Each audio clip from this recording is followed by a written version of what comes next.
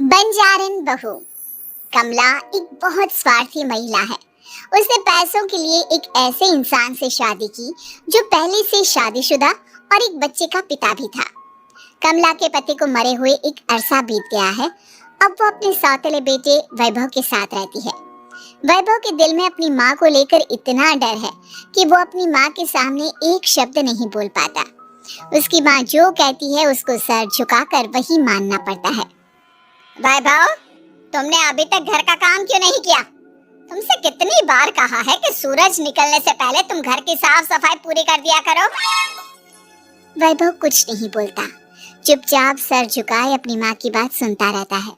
तभी पास में खड़ा नौकर सुखराम कहता है, मालकिन, वैभव बाबा को रात से तेज बुखार है, इसलिए वो सुबह जल्दी उठ नहीं पाए।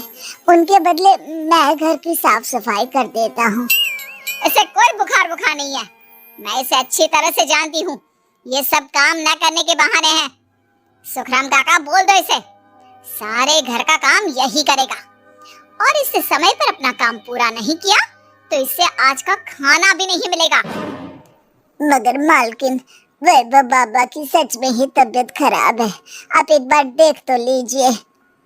कमला बिना कुछ बोले वहां से चली गई और बेचारा वैभव तेज बुखार में भी काम करता रहा। कमला वैभव की शादी एक ऐसी लड़की से कराना चाहती थी जो अनपढ़ हो और कमला से इसी तरह डरे जिस तरह वैभव डरता है, ताकि वैभव की सारी जायदाद और धन दौलत उसकी मुट्ठी में रहे। लेकिन आज के जमाने में ऐसी लड़की मिलना मुश्किल है। कमला कार में यही सब कुछ सोचती जा रही थी कि तभी रास्ते में, अरे ड्राइवर, तुमने कार क्यों रोक दी? और ये इतना शोर कैसा? मैडम, आगे कुछ बंजारों का खेल चल रहा है, इसलिए भीड़ लगी है। मैं अभी भीड़ को साइड में करवाकर कार निकालता हूँ। ड्राइवर भीड़ को साइड करके कार निकालने की कोशिश करने लगा कि तभी कमला की नजर रस्सी पर चल रही एक फुलवा नाम की बंजारन पर पड़ी। क्यों ना मैं इस बंजारन की शादी वैभव से करा दूं? ये तो अनपढ़ लग रही है, मेरे पैरों तले दबकर भी रहेगी। मुझे अभी इसके माँ बाप से बात करनी होगी। ये सोचकर कमला ने उन बंजारों से बात की और उन्हें शाम को अपने घर बुलाया। फुलवा के माता पिता वहां उसे लेकर आ गए। उन्होंने इतना आलीशान घर पहले कभी नहीं देखा था। अच्छा हुआ आप लोग आ गए। देखिए, मुझे घुमा फिरा कर बात करने की आदत नहीं है, इसलिए सीधे सीधे मुद्दे पर आती हूँ। मुझे आपकी बेटी बहुत पसंद है। मैं अपने इकलौते बेटे की शादी आपकी बेटी फुलवा से कराना चाहती हूँ। इसके बदले में आप जो चाहो वो ले सकती है। तभी फुलवा की माँ कहती है, ये क्या कह रही है मैम साहब? कहीं आप हमारी गरीबी का मजाक तो नहीं उड़ा रही ना? आप मेरे बेटे से मिल लो। अगर आपको मेरा बेटा पसंद आता है तो मैं कल से ही शादी की तैयारी शुरू कर दूंगी। सुखराम, सुखराम, वैभव को लेकर आओ। फुलवा अपनी माँ के कान में फुसफुसाती है, माँ, कहीं इस मेम साहब का छोरा पागल तो ना है?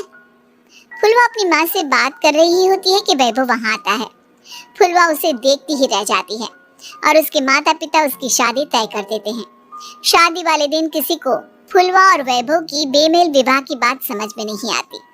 फिर भी एक औरत कमला से पूछ ही लेती है, कमला जी, आपने अपने इकलौते बेटे की शादी देहाती गवार से क्यों करा दी? ये बंजारन आपके घर की बहू बनने लायक तो नहीं है। कम से कम अपने स्टेटस का ही ख्याल कर लिया होता। बहू तो अपने टक्कर की लाती, आपने तो बंजारन को ही बहू बना लिया। अब कमला को समझ में नहीं आ रहा था कि इस बात का क्या जवाब दे। वो कुछ देर चुप रही और सोच समझ कर कहती है, बहन जी, आपको तो पता है आजकल के बच्चे किसी की बात कहाँ सुनते हैं। मैं तो अपनी बहू एक पढ़ी लिखी और अपनी सोसाइटी की ही ढूंढ रही थी। लेकिन मेरे बेटे ने मेरे सामने इस बंजारन को लाकर खड़ा कर दिया। बोला कि मैं शादी करूंगा तो इसी से। अब भला मैं क्या करती? मुझे अपने बेटे के सामने झुकना ही पड़ा। कमला की ये बातें सुखराम भी सुन रहा था। उसने ये सारी बातें वैभव को जाकर बता दी। काका, मैं तो फुलवा को जानता भी नहीं, फिर माँ मेरे बारे में झूठ क्यों कह रही है? अरे बेटा, तुम कितने भोले हो, तुम्हें कुछ भी नहीं पता। तुम्हारे पिता अपनी सारी संपत्ति तुम्हारे नाम करके गए हैं। तुम्हारी माँ नहीं चाहती कि ये संपत्ति तुम्हें मिले, इसलिए उन्होंने तुम्हारी अनपढ़ लड़की से शादी करवाई ताकि तुम्हारी तरह वो भी अपने हक के लिए आवाज ना उठा सके। सुखराम काका, मैं क्या करूं, आप ही बताओ। माँ के सामने आते ही मेरे हाथ पैर कांपने लगते हैं। मैं माँ को कुछ भी नहीं कह पाता। वे दोनों बात कर ही रहे थे कि अचानक कमला वहां आ गई। कमला को देखकर दोनों घबरा गए। तुम दोनों फिर कभी बातें कर लेना, अभी फेरों का समय हो गया है, चलो जल्दी आओ। इस तरह फुलवा और वैभव की शादी हो गई। अगले दिन कमला ने फुलवा को बुलाया और उसे नसीहत देने लगी।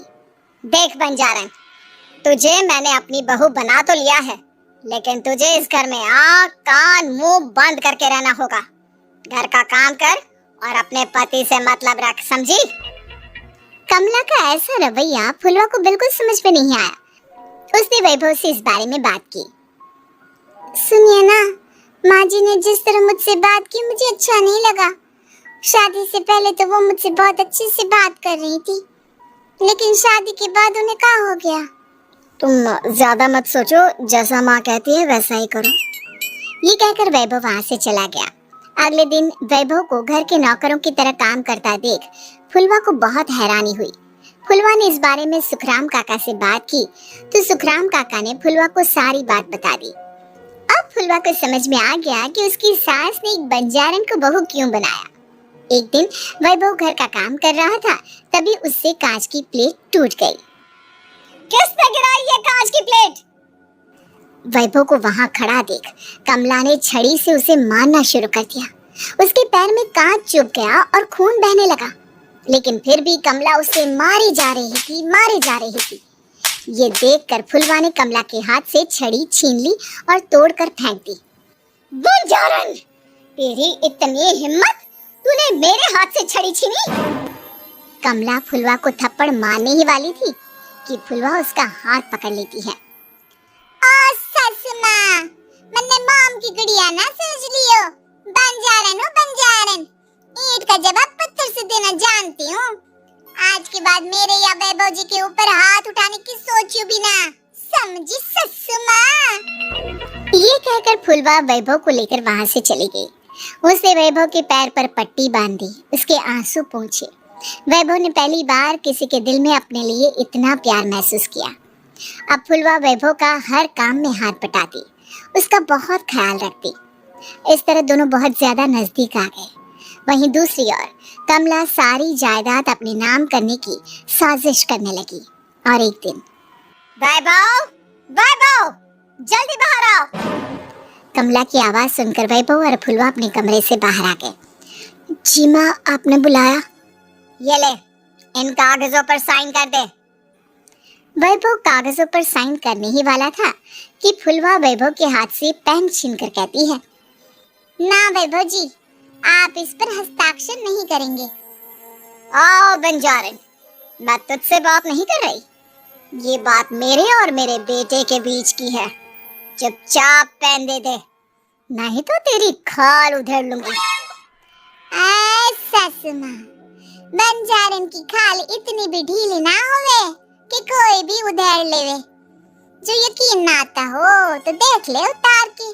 और हाँ, बंजारन जरूर हूँ, पर अनपढ़ ना हूँ। मन्ने भी पता है कि किसी भी कागज पर साइन करने से पहले उसे अच्छी तरह पढ़ लेवे। पेन देती है या नहीं? ये कहकर कमला फुलवा को मारने आई तो फुलवा ने कमला को धक्का दे दिया और वो नीचे गिर गई। कमला डरकर वहां से भाग गई। अब फुलवा ने वो कागज उठाए और वैभव के साथ सीधा वकील के पास चले गई। वकील ने वो कागज देखी और फुलवा को बताया, वैभव के पिता की सारी जायदाद और संपत्ति वैभव के नाम है, लेकिन वैभव की सौतेली माँ इस संपत्ति को अपने नाम कराना चाहती है, इसलिए इन कागजों पर वो साइन करा रही थी। तो अब हमें क्या करना चाहिए वकील साहब? वकील ने फुलवा और वैभव को सब कुछ अच्छी तरह से समझा दिया। अब दोनों घर पर पुलिस को लेकर पहुंचे। कमला पुलिस को देखकर घबरा गई। पुलिस ने कहा, आपके नाम की कंप्लेंट हुई है, आपको हमारे साथ थाने चलना होगा। कंप्लेंट? कैसे कंप्लेंट? कंप्लेंट।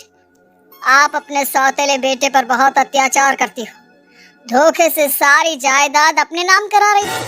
अब नहीं इंस्पेक्टर साहब, जरूर ये मेरी बहू की कोई साजिश है, इसने गलत कंप्लेंट की है।